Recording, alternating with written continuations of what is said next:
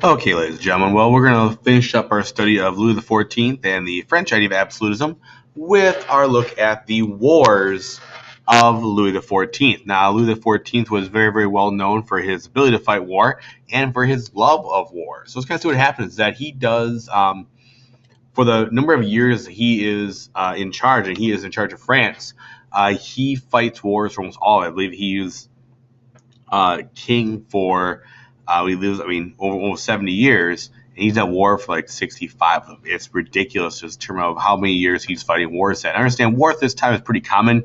Wars are fought almost every summer. Not much usually happens back and forth, okay? But he does take war to a new standard. One of the things that Louis XIV does is he has a Secretary of State for war. So his idea is to how can a person whose job is to essentially figure out how to fight wars in other places and how to structure our ideas of wars. The other thing he did is that prior to this, France ran the traditional way of getting army. You go to your nobles, they send you people, blah, blah, blah, blah, blah.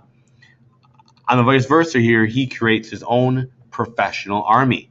And it's a lot different that instead of being, farmers by winter and soldiers by summer, he kind of standardized how he wanted his army to be. So first off, his professional army was that he fed the troops.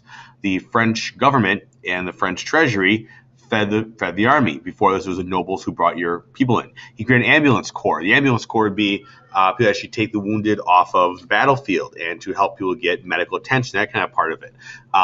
He had standard weapons and uniforms. So instead of it being you bring your own weapon to the battlefield or your noble provides weapons to the battlefield and uniform, everyone would look the same, everyone dressed the same, everyone had the exact same gun or the exact same weaponry. And same with the training and promotion. It was more rationalized in terms of why do we train our military? How do we fight?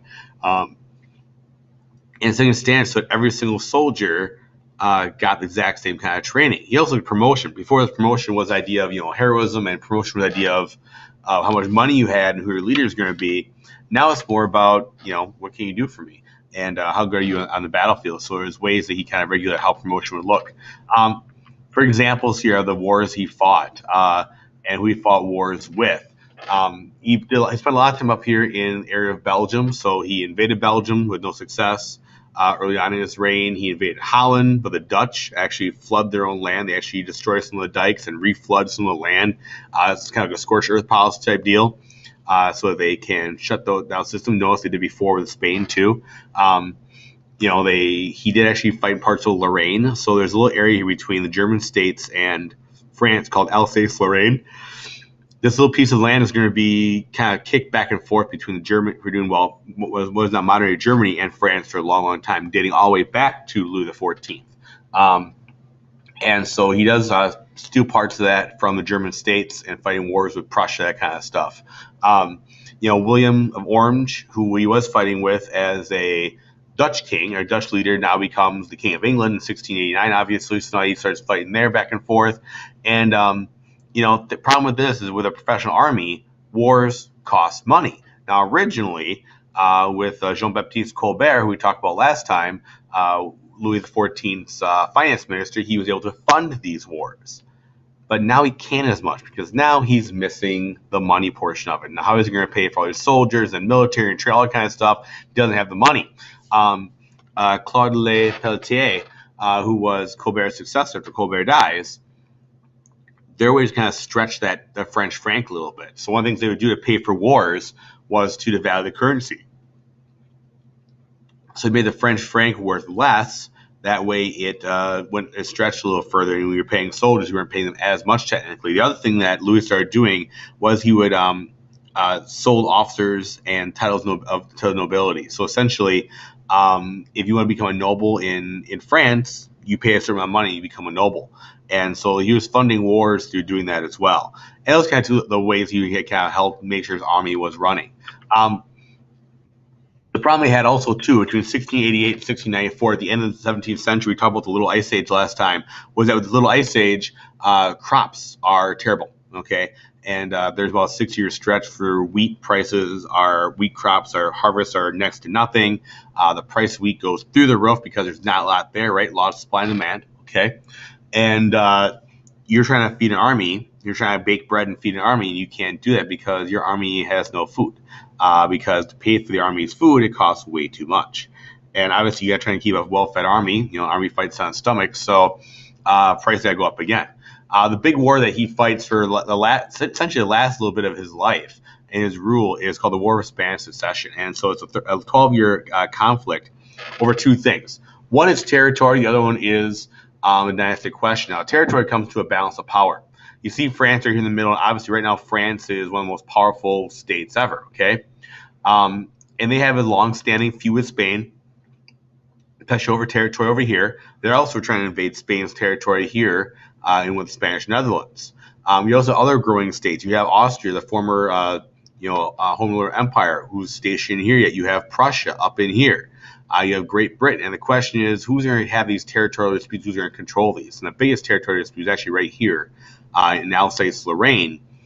This little area between what is now Bavaria, Austria, okay, and then France. So fighting over this territory here, fighting over territory up here, fighting over territory down here is one big part of it. Who's here that territory?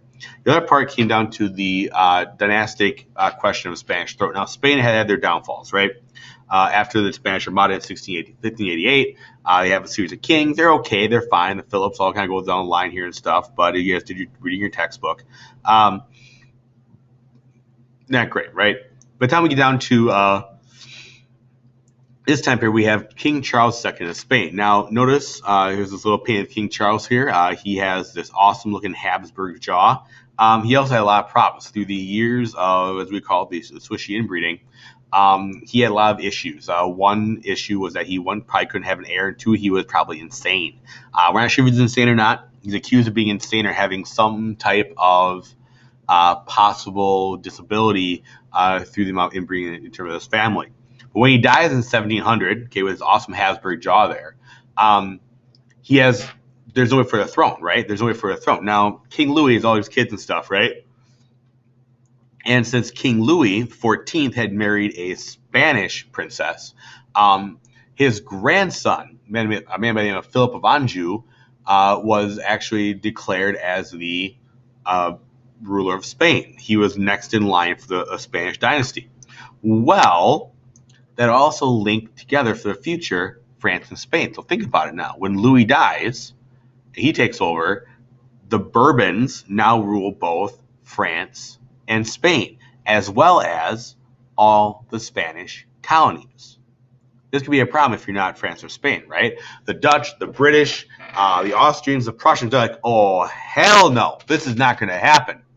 They're afraid the balance of power is tipping in the favor of France. They want to try and keep things evened out. So we're going to see a big war fought for 12 years between alliances of European countries versus France to try and keep that balance of power down, especially in terms of getting those colonies.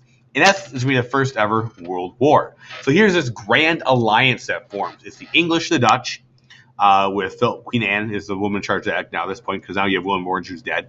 You have Austria, you have the Prussians, you have the Italian Duchy of Savoy, so northern Italy, excuse me. This big grand alliance, and their whole job is to fight France and essentially making sure they can take France down. Their problem was they couldn't work together enough, they had their own issues, to try and take France down. After it's 12 years of fighting, right? There are a few people that kind of step up and really have a lot of victories. Like, it kind of goes back and forth over these 12 years. Eugene, the Prince of Savoy, is a big person. He's this guy right here, who has some victories against France. John Churchill represents England, has some big victories against France. But for 12 years, nothing really happens. And after 12 years, we signed what's called the Peace of Utrecht, in which they try to basically essentially figure out how to solve this problem and make Europe kind of happy. So at the end of this 12 years of fighting, they say, okay, Spain, Philip of Anjou, you're still there. You are a Bourbon, which is okay. But Spain and France may never unite. They can never actually be connected, because then France would have all the Spanish colonies. That would just be a bad thing, okay, in the eyes of the Netherlands and Great Britain. And so essentially they make a rule that says that even though they're the same family, same dynastic line, the Bourbons, there's no way on it's ever going to happen, right? Where Spain and France will unite. And so they're trying to keep those two places separate, and it keeps that balance of power, make sure France doesn't get too powerful. France got to keep that place in one of the worst way. Alsace. It's an area that's between France and modern day Germany. Very popular for raw materials and very popular for farming, all that kind of stuff. Very, very important they kind of keep that area. And that land's going to bounce back and forth, okay? Remember that name Alsace because it's going to come up a lot. Alsace and Lorraine are two areas we fought over up through World War II, okay? France gave Austria, okay, to the Spanish Netherlands, and became the Austrian Netherlands. That's going to change out a little later on too, okay?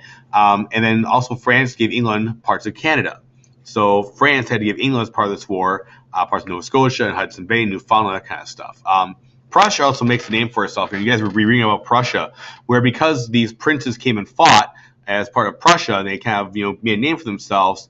France said, okay, you want Prussia? Guess what? You're a real country now. You're legit, and it's all good.